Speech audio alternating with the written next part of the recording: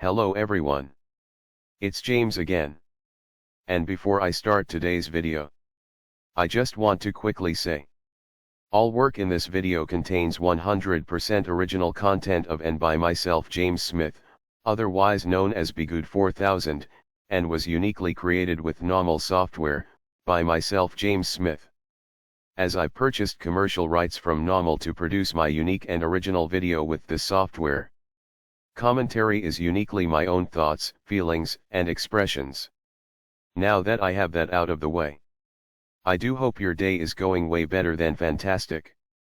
And your journey to self-betterment is going way better than fantastic as well. Today I wanted to address a couple of topics inspired by some of your thoughts and questions. The first is boundaries. Boundaries to protect yourself from narcissism and narcissistic abuse.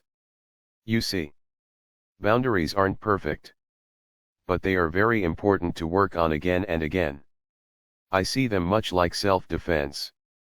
If you go to a school to learn how to defend yourself, even if you are learning from the best instructor, if you are put in a position to where you have to use your newly acquired skill, the outcome might not be perfect or exactly how you learn things.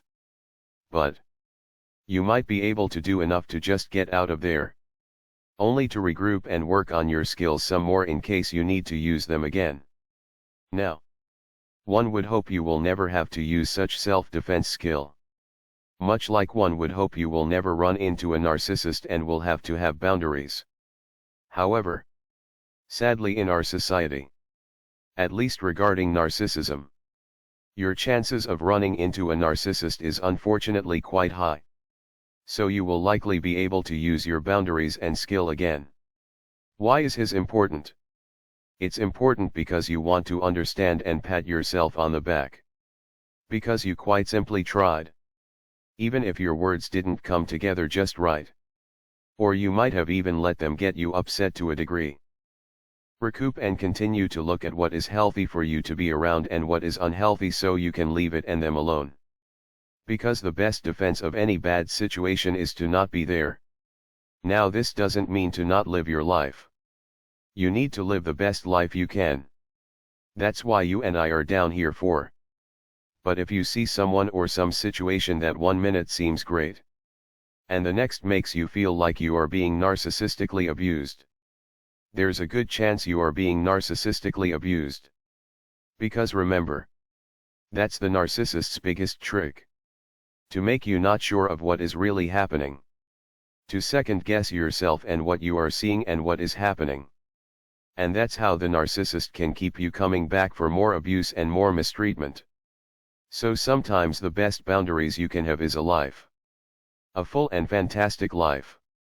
Let's say you have a neighbor you hang out with. You think they are cool. And you think they think that you are cool too. However, after every 3 or 4 good times around them, they for no reason treat you poorly. They put you down. They make mean comments that don't add up nor that make any rational sense. Well, if you have nothing better to do than hang out with this neighbor, you might make excuses as to what is happening. Thus you have almost no boundaries. But if you have a few hobbies that take you across town to do this over there, and to the other side of town to do that over there, you will likely have little to no desire to hang out with someone that uses you as an emotional punching bag every few weeks. Now, can you meet narcissists in other areas of life? Such as while doing your hobbies? Sure. You sure can. But hobbies can just be that. Hobbies. Sometimes it's good to have a place or two where people don't get too close to you. What do I mean? I think it's good to, after vetting certain people, to possibly let them get close to you as you naturally get close to them. But I think it's equally healthy to have certain places where you keep things surface level. And by doing so, this will likely allow you to really enjoy a particular hobby for a long period of time, with minimal chances of having a narcissist enter your life and abuse you. Like, this is my sanctuary. This is where I find happiness and peace. I'm friendly with the people there. But I do not act love-starved and I do not let such people in my personal life. Simply put, always have a place to go that makes you happy. So, when you do let someone in your personal life, and they possibly show themselves to being a narcissist, you will be less likely to entertain such behavior. Because you know that you have other enjoyable things that you could be doing. And you will exercise those options and do things that bring you joy and happiness. Sometimes boundaries. Traditional boundaries fail us. Sometimes we say everything and do everything right and we feel unstoppable. Either one can happen. But regardless, if you have some place or places to go, places that make you feel joy and happiness, you will likely take things less hard. And you will be able to get on with your life. Which is the entire goal of boundaries to begin with. This is why the great Aaron Peatsy says, those that come from good families, and that have a wonderful support system, even if they get tangled up with a really bad person, once they can get away, they usually will end up okay. The reason being is they have wonderful people to spend time with that will allow them to find happiness in normal activities.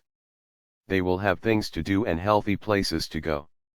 Whereas, if you have someone that has been abused most of their lives, if they are in the same situation and they break free, they might have a lot more hard of a time. And that's why oftentimes such people go back to their abuser.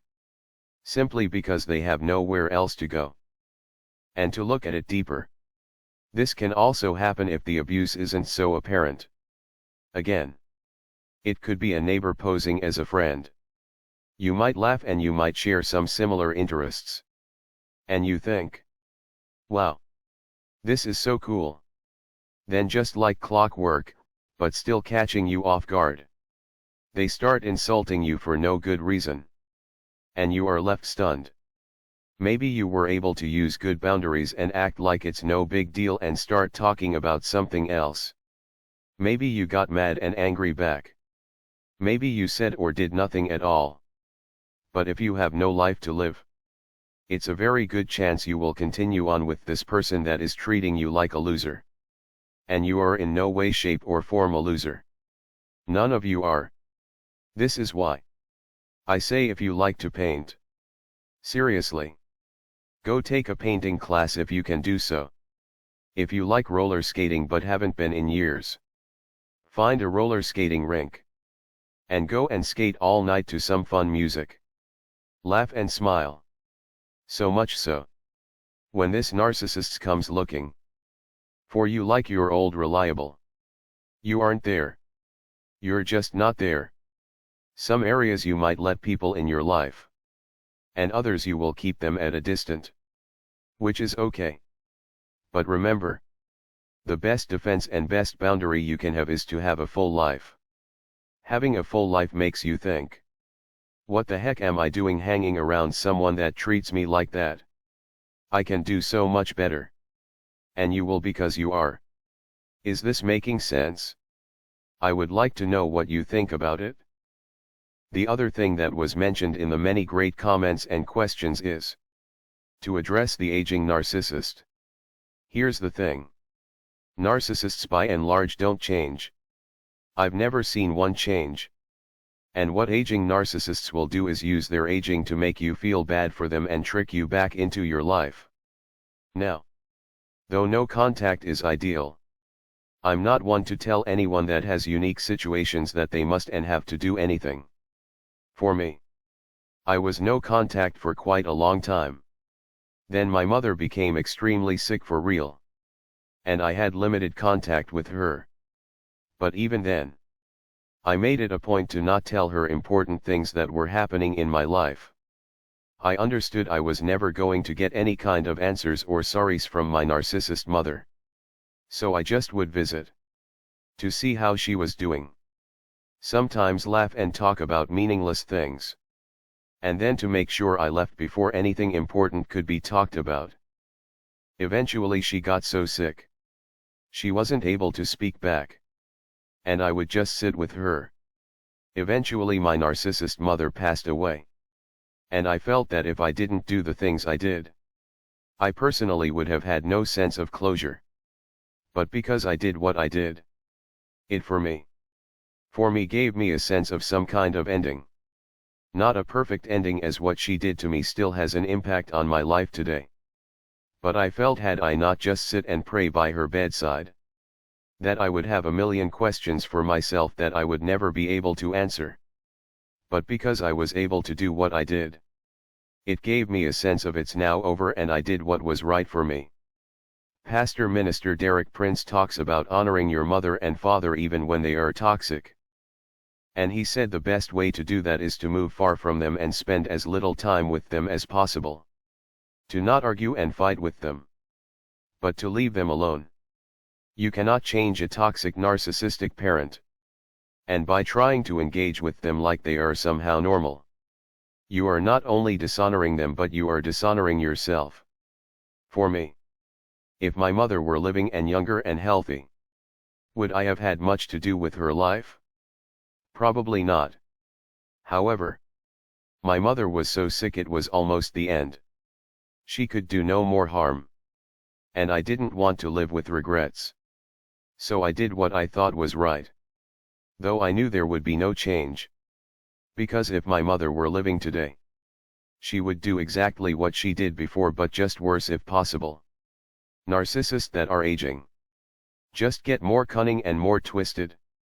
They know the party is almost over and they want to get a last bang if they can. A last middle finger from them to you if they can. So if you do anything close like to what I did, you might consider keeping visits short and non-personal. With that said, if no contact works best for you, you are honoring them and yourself by keeping no contact. Look, I have yet to see a narcissist change. And as they get older it doesn't get any better for them. It just doesn't. This was a great topic of discussion. Please keep the comments and questions coming. Because the more we share, the more we grow. With that said, I do hope your day is blessed. And until next time, bye for now. And be good to yourself.